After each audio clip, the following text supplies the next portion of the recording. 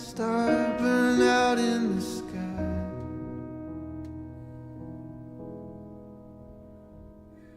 And every river, every ocean is empty and dry. That's when I'll go. That's when I'll go.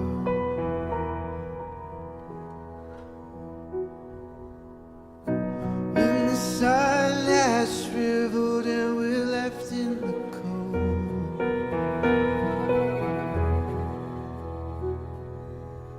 and when the world is nothing but the stories we told, that's when I'll go. That's when I'll go.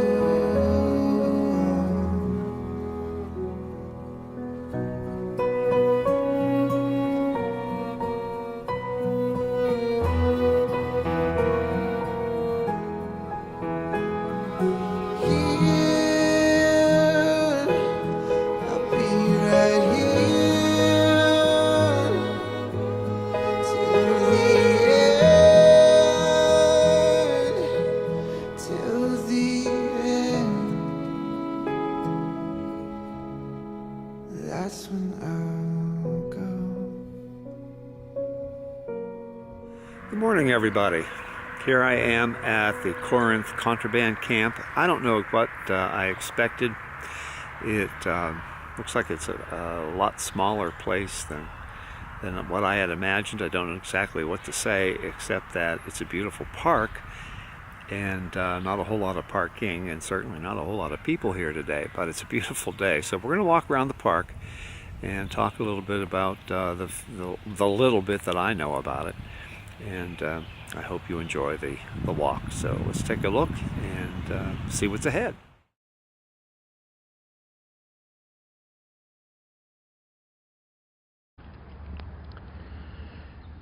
This is the site of the Corinth Contraband Camp. It was in operation from November 1862 until December 1863, so a little over a year. And I don't know whether you'll be able to read the sign here, the bronze plaque. Here, a newly freed people took their unswerving first steps on the long road to full citizenship.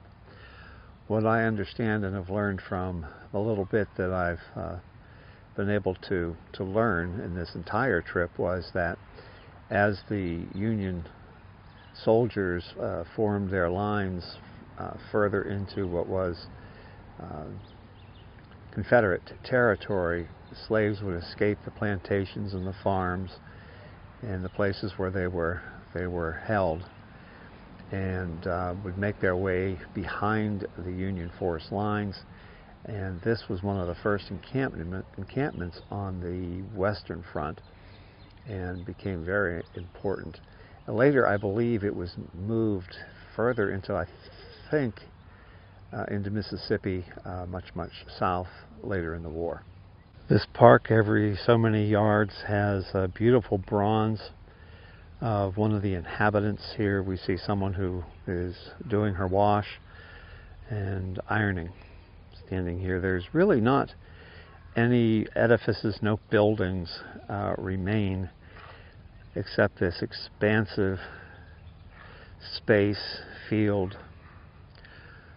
where apparently the compound was, housing.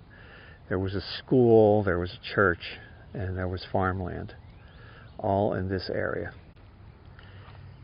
Here along the way we see a farmer who is tending his own crops this time. I understand that what the inhabitants did was share their produce, share their work with one another in kind of a utopian camp-type setting where everybody held everybody and they worked for each other's common good, which was a neat concept at the time. I'm going to read the plaque here because it'll be very difficult for you to see, but this is the historical information that's important for all of us to know. The Corinth Contraband Camp offered former slaves the first step towards self-sustainability and freedom through profitable farming. These men, women, and children grew 300 acres of cotton, 100 acres of vegetables.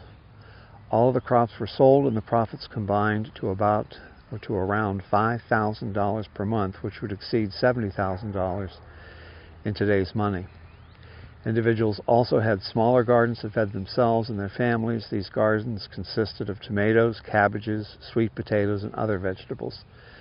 This was the first time that many of the former slaves had grown crops for themselves rather than for somebody else's benefit. Even though the Corinth Contraband Camp was only active for a little more than a year, it helped over 6,000 African Americans take a major step toward eventual citizenship. These newly freed African Americans would go on to use the skills they learned at Corinth Contraband Camp to raise families, work paid jobs, and become self-sufficient members of society. What a great deal this is. I also understand that as this camp was eventually closed and the inhabitants moved further south into Mississippi, I understand they spent the remainder of the war in a more refugee-type setting where there were rows of tents and temporary housing, and they were fed and maintained at the government's expense, which is kind of sad that I don't know the history, enough of the history to know why that decision was made when you have something this good going on right here. This, to me, is the most touching of the statues. It's also the one bronze that is used in its advertising. And this is of a woman and young girl who are learning to read, or perhaps the older lady is teaching the younger girl how to read. One of the things that happened in the camp, along with the farming in the church, was they set up a school to teach reading and writing, which were skills obviously slaves had no need for, but as freed men and women, it would be impossible for them to get along in society without these skills. A very, very touching monument, in my humble opinion.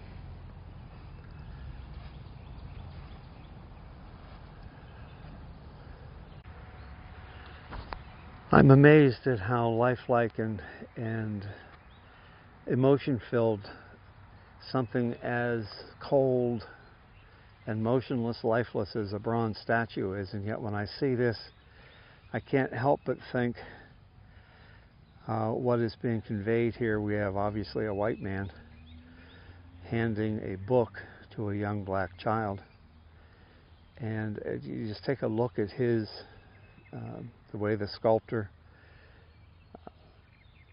kind of put him in a position where it just looks like he's so tentative. He's probably never gotten anything from a white man, but maybe a beating. Who knows? But anyhow, it's certainly conveyed here that he's very unsure of himself, and why would this guy be giving him something? And he reaches his hand out, which is a first step to take the book that's being offered. The gentleman here could have been a teacher. He could have been the local minister. If I take a look at the books, it looks like they were mostly academic, a reading book, a reader, and present among them is also the Holy Bible. So it could be that this was the local minister. History teaches us that many of these slaves, when they gained their freedom, one of the things that they did was enlist in the army and fight for the independence and freedom of their brothers who were still held in captivity.